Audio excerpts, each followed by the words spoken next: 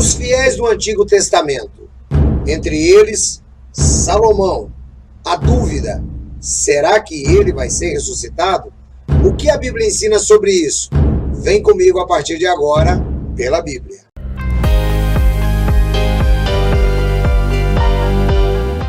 Paz de Cristo a todos! No programa de hoje, teremos a participação da irmã Cláudia Soares, de Belo Horizonte, Minas Gerais. Olá, Mauro, como é bom estarmos juntos, que bom. O Pela Bíblia sempre trazendo a resposta para você. Bom, vamos falar então um pouquinho sobre Salomão, porque essa é uma dúvida corrente, não é, em alguns irmãos. Se eu tivesse que usar um texto bíblico para a pergunta da nossa irmã, o texto está aqui no livro de João, capítulo 5, versículo 28 e 29. Vamos dar uma olhada.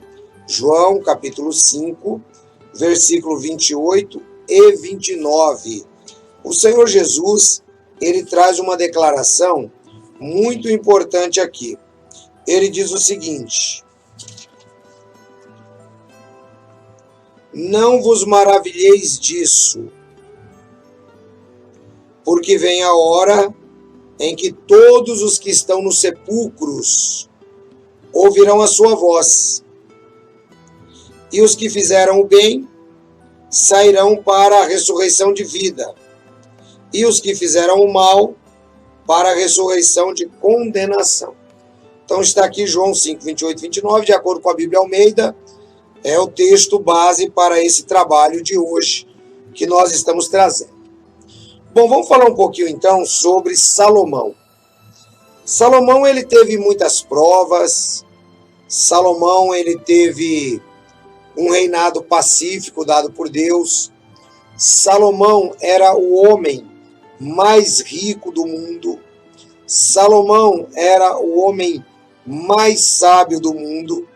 Salomão tinha todas as exortações que foram dadas aos líderes anteriores, como, por exemplo, Moisés, Josué, Davi, né? Exortações que tratavam de adoração. Deixa eu aproveitar e fazer aqui um parênteses para você poder entender. A adoração naquela época significava uma luta de deuses. Então o Deus dos hebreus, que era Javé, Yavé, Jeová, eu sou, ele sempre se sobressaía entre as nações.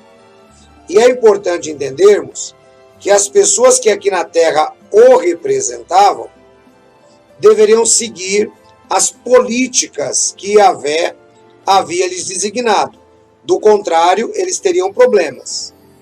E essas políticas, elas eram muito interessantes porque elas lidavam com a vida do rei, principalmente. Por exemplo, a Salomão foi dito que ele não deveria acumular muitos cavalos. Por que não muitos cavalos? Ele não deveria acumular muitos cavalos, porque esses cavalos lhe dariam a certeza de um poderio militar, ou seja, logo ele estaria se esquecendo de Deus por conta do poder bélico que ele tinha. Um outro ponto que foi dito a Salomão é que Salomão não deveria ter muitas mulheres, porque você imagina, no caso do amor, Eros, o homem, ele faz qualquer coisa pela mulher. Então, foi dito a Salomão que não deveria ter muitas mulheres para que essa não lhes desviasse o coração. Então, vamos ler o texto bíblico, está escrito aqui no livro de 1 de Reis, capítulo 11. Olha que interessante.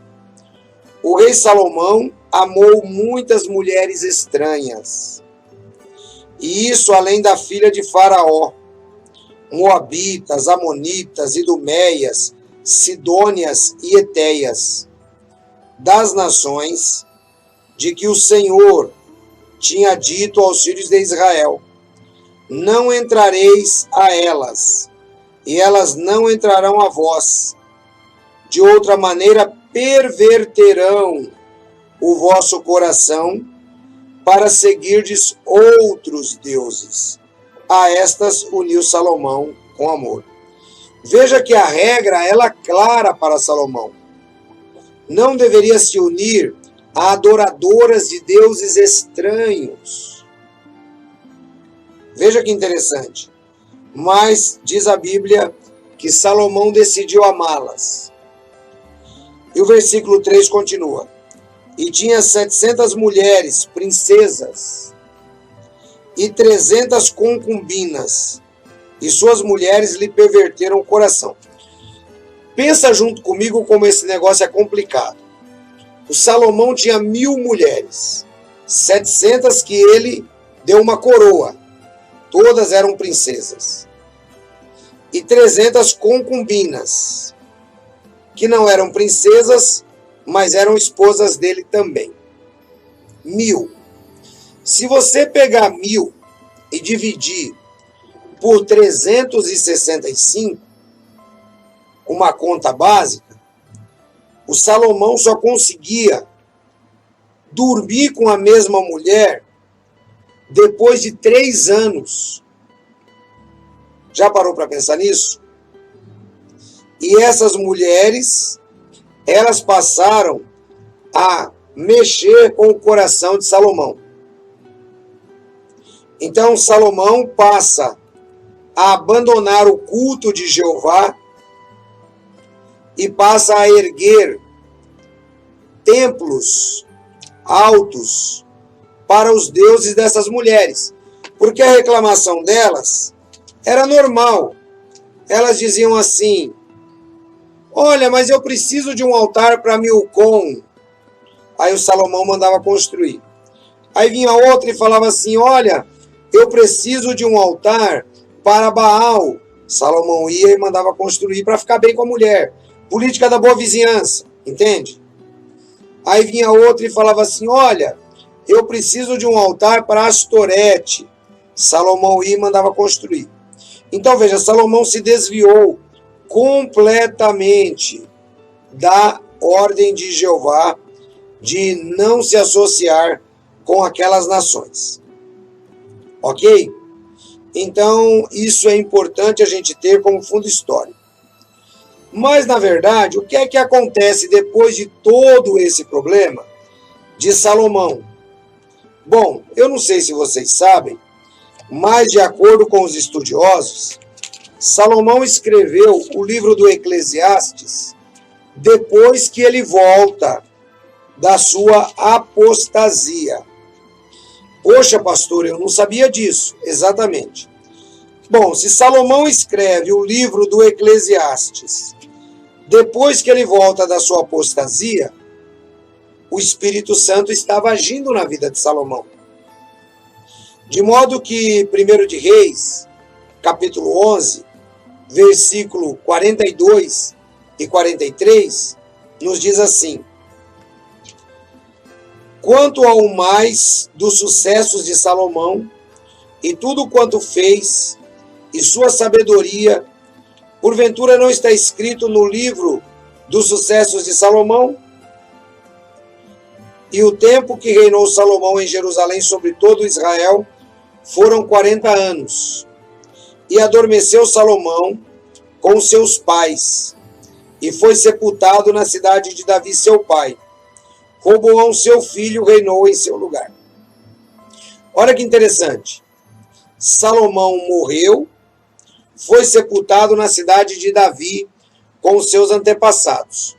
Se você começar a fazer um estudo minucioso dos patriarcas, você vai perceber que todos aqueles que morriam em uma condição favorável perante Deus, quer por passado, quer por presente, tinham esse texto: morreu e foi ajuntado aos seus antepassados.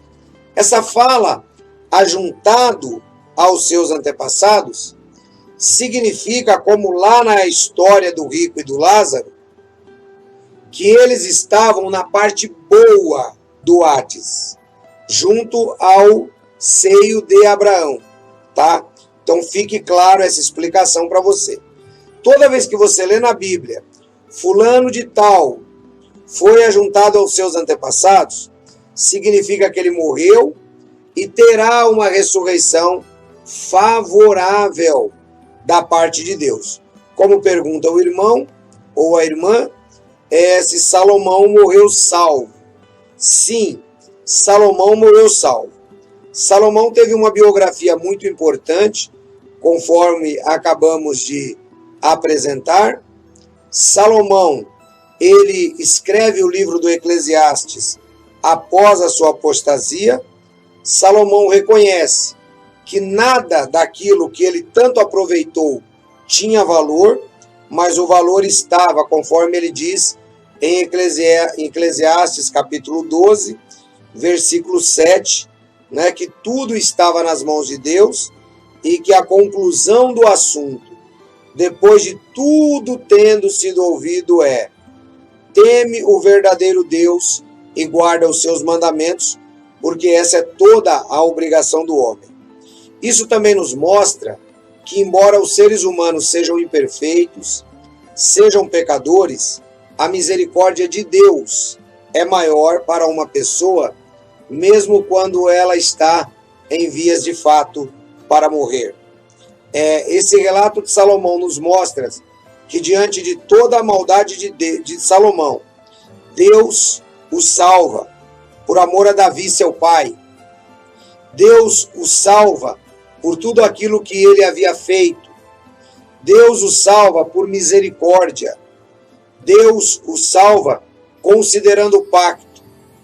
De modo que não deveríamos nós nos sentir muito mais felizes se Deus, ele salva a Salomão diante das obras da lei, por que não salvaria hoje os seus filhos através da graça e do Espírito Santo?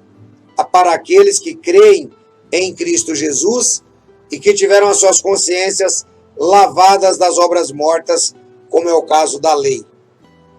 Dessa maneira, fica aqui muito claro e expressiva a posição bíblica de que Salomão estará entre os justos na ressurreição. Tá bom? Nós finalizamos aqui. Um grande abraço a todos vocês. Mauro, até o nosso próximo encontro. Um grande abraço a todos os internautas. Fiquem na graça e na paz de Jesus.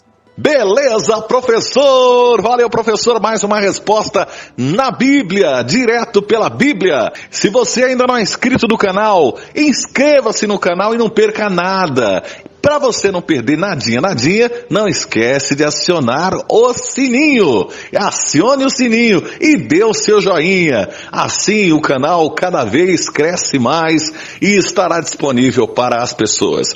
É isso aí, gente. O programa está chegando no final. Mas olha, se Deus permitir, se o nosso amado Senhor permitir, estaremos de volta no próximo programa. É isso aí. Estamos aguardando vocês no próximo programa.